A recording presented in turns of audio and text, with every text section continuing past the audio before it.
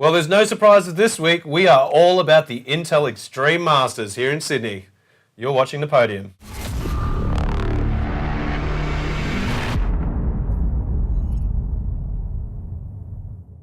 G'day gamers and welcome to the Podium, where we take a look at the biggest hits, epic takedowns and classic comebacks from across the world of eSports.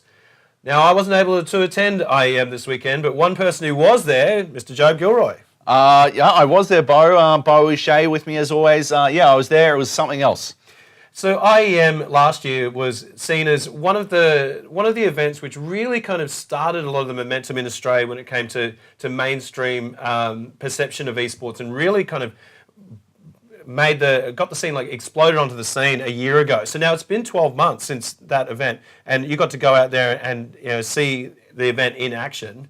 How was the weekend, and how is the vibe changed in the last 12 months? Mate, it was awesome last year. I went out last year. It was fantastic. It was, this great celebration of esports and particularly CSGO in Australia. But this time it was another level again. I mean, we had 5 Aussie teams. We had 3 make it in through the qualifier system. We had Legacy make it in when another team couldn't make it due to visa issues, and the Renegades, who play out of the US but are still very much an Aussie team. They all came over, they represented. It was fantastic seeing the fans who were super invested in getting to know the CSGO legends that walk among them. And and obviously we had all the international teams, some truly amazing, great players who came over.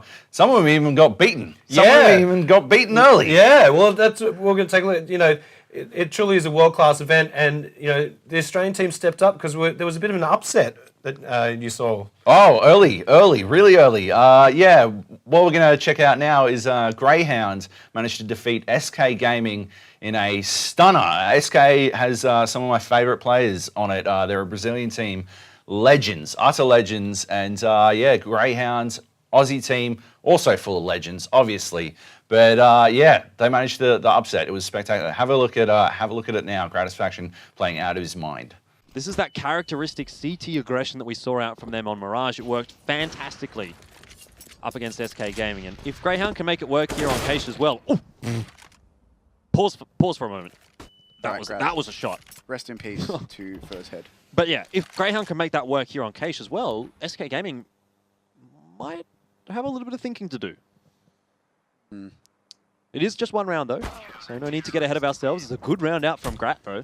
3 kills. Fair. Yeah, it's just the result we want to see. Get the big boys in town, then we take them down. That's it. I mean, yeah, it's exactly what you want to see. And hitting shots like that is a great way to get noticed by the world of Counter-Strike, It was really something to see. So, yeah, that was in the group stages. The group stages didn't take place at IEM in particular, at the stadium. That was held at ESL Australia's studios in Auburn. And yeah, it was still like you had to, I guess everyone had to watch it sort of, on the stream, but it was still utterly engaging. And the chat was popping off. I usually hate Twitch chat, but it was worth it in this instance because they were well about it.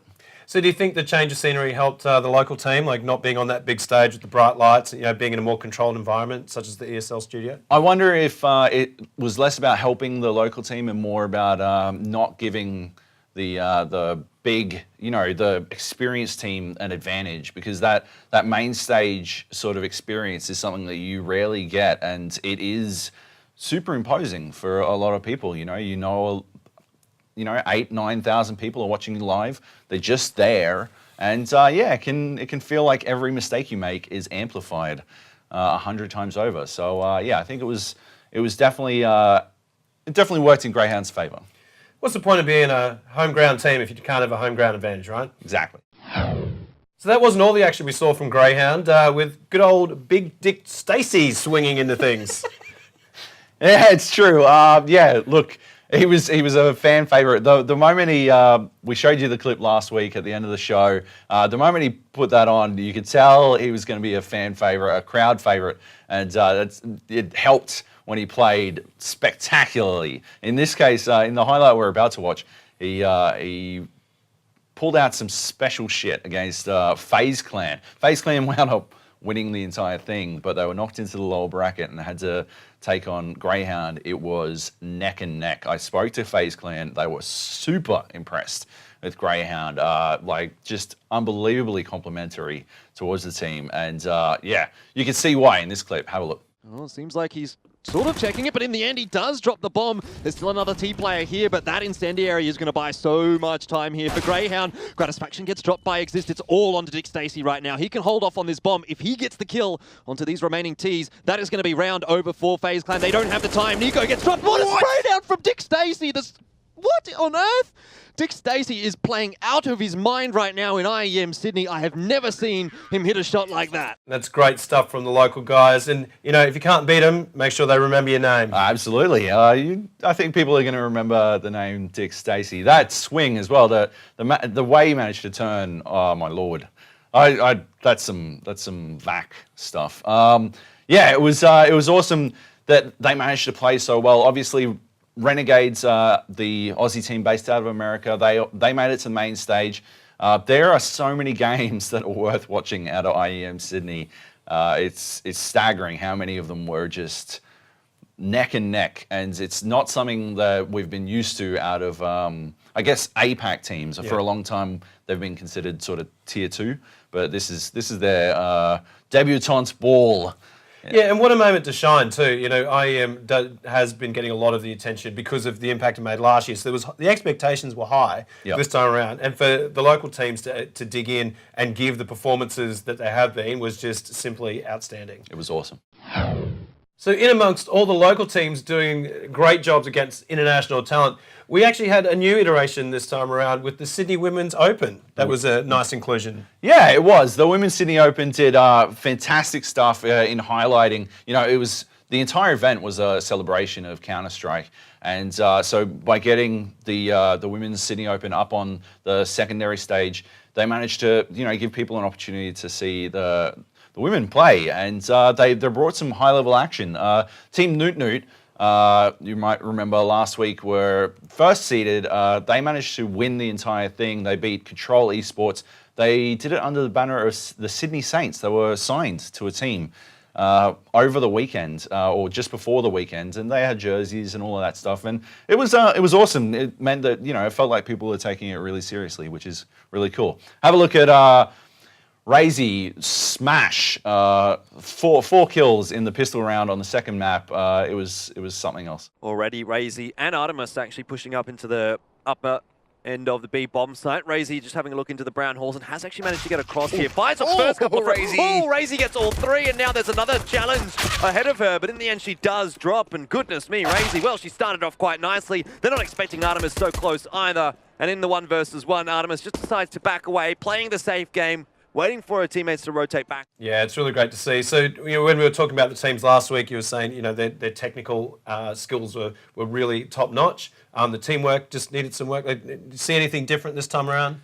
A couple of flashes of really good teamwork, but at the same time, I think experience is one of those things that they need a lot of, because that's how you keep that teamwork together when everything starts to fall apart. And yeah, it's very easy to go to a default strategy. But when things don't go the way you planned, it can be hard to keep it together, and I think we saw a bit of that in the Women's Sydney Open. Yeah, so it's great to see they're being signed to Sydney Saints as well. Like, really good to see that kind of investment, and hopefully that will help unify and allow them to train together and build up those team skills to complement the excellent technical skills. Oh, absolutely. The team, the Sydney Saints, operate out of the SCG. We're actually pretty close to their high performance eSports centre, alongside the Direwolves and the Sydney Drop Bears, the Overwatch team. It's pretty cool. One thing I was going to point out is that next year I'd love to see them get up on the main stage. I'd love to see them work towards that as a goal. I thought the Cashes were the showcase match of the UK versus Team Australia. I think it's hilarious. I love it to bits. But seeing how they're struggling to get 5 UK players to actually get involved, maybe it's time to shift that across and put the women up on the main stage. Yeah, absolutely. And we look forward to seeing that in 2019. Yeah. So lots of great action from the local teams taking it to international competition, and the Sydney Women's Open doing a great job.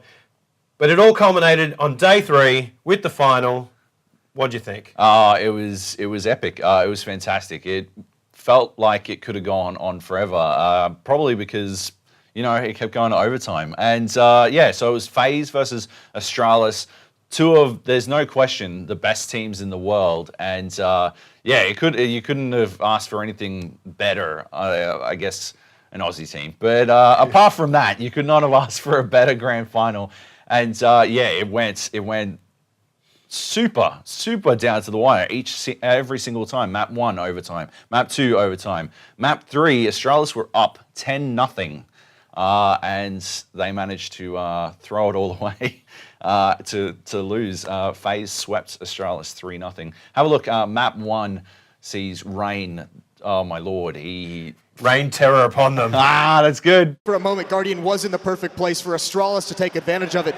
Great pop flashes. But Rain comes out of nowhere. Look at this, the savior.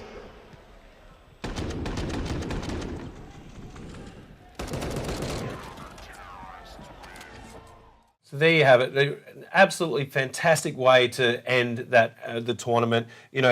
Not only were the Aussie teams doing really well, we had really quality international competition.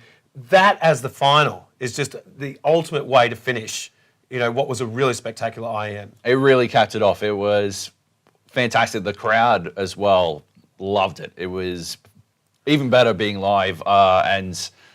You can still get a lot out of it watching it, afterwards on Twitch. But man, the crowd lapped it up. Yeah, and that's great. And like we said, when it launched last year, filled the arena. It really got everyone's attention. It's been 12 months. We've seen an uplift in gameplay across the board. We've seen tournaments. The local teams doing a lot better. What would you like to see from IEM in 2019?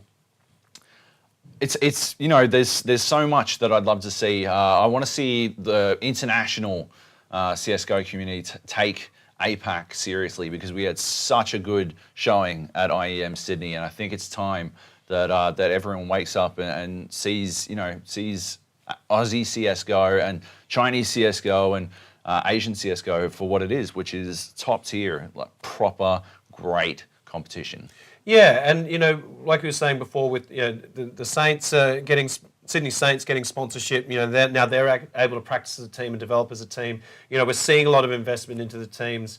Like that is allowing the teams to kind of practice and get more reps in and get better guidance. Like the Adelaide Football Club in the AFL is lending all their sports expertise, nutritionists and psychologists and all these people, to give them a real kind of professional sporting experience. Yeah, so we're starting to see, that's one of the other staggering things about IEM Sydney, is that a lot of the teams from the local scene are doing it without anywhere near the budget that you see in some of the Astralis and FaZe clans, and it makes it that much more impressive to me. I can't wait to see what they can do when they start to get some money. Yeah, and one thing that a lot of people have said is holding back the local scene in Australia has been infrastructure. Our internet sucks. For all our international viewers, our internet sucks.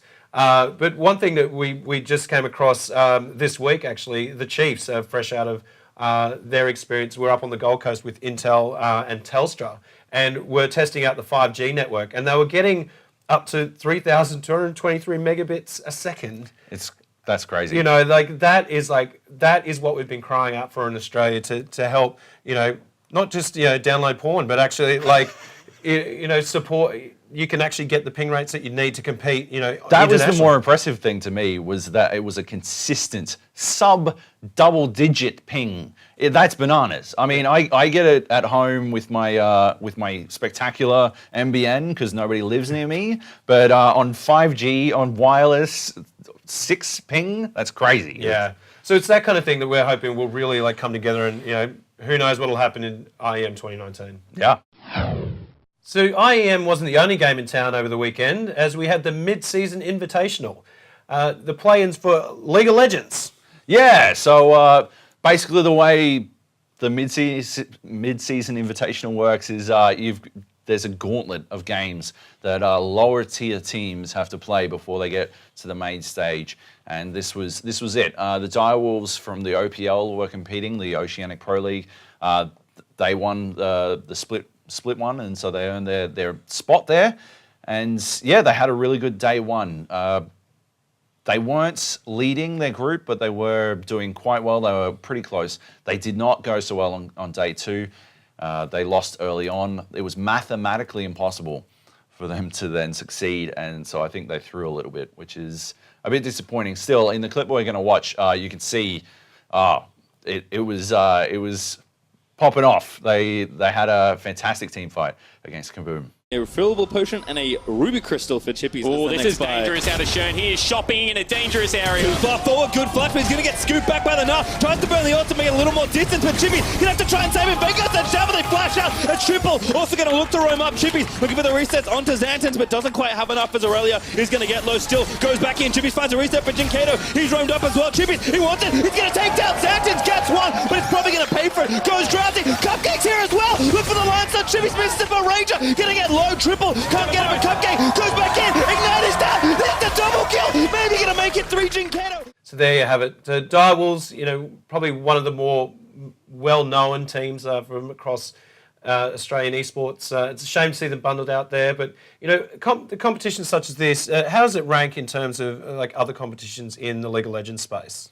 Well, this is the big one in the middle of the year. It's an opportunity for teams to play at an international level on akin to sort of the World Finals. Obviously, the Worlds are the big stage, but this is secondary. This is the next best thing.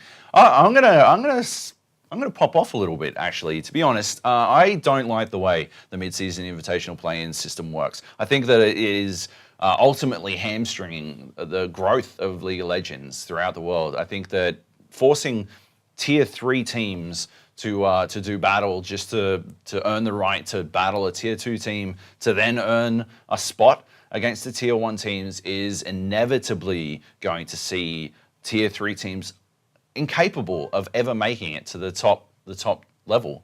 It's very difficult if you never get experience against tier 1 teams, you will struggle every single time to actually get up there. It's a vicious circle. They can't play against tier 1 teams because they don't have the experience against tier 1 teams, and they can't get the experience because they're not allowed to play against them.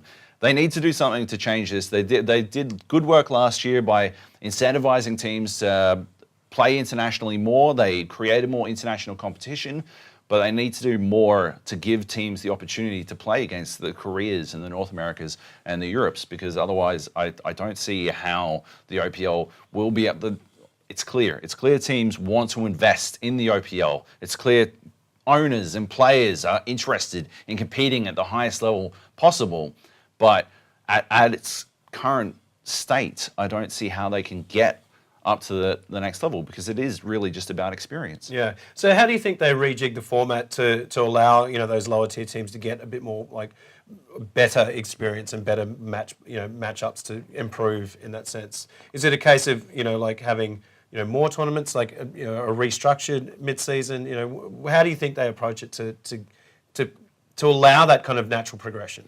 I think it's very tough. But I think it puts Riot in a very tough position, because they're going to have to, I think, in my opinion, they would have to wear a significant downgrade in the quality of their game for a period of time just to lift the rest of the regions. But they would have to, I would see them getting rid of the play-in system and just having teams work through in a tournament format to get as far as they possibly can to, so instead of having tier 3 teams play off against one another and then play against tier 2 teams and then eventually reach tier 1, they all play together. Obviously, initially, the Samsung Galaxies and SKs are going to dominate everyone, but inevitably, over time, all teams will rise to the correct level, and they'll take back that experience to their home regions, which is the most important thing, because that way we'll see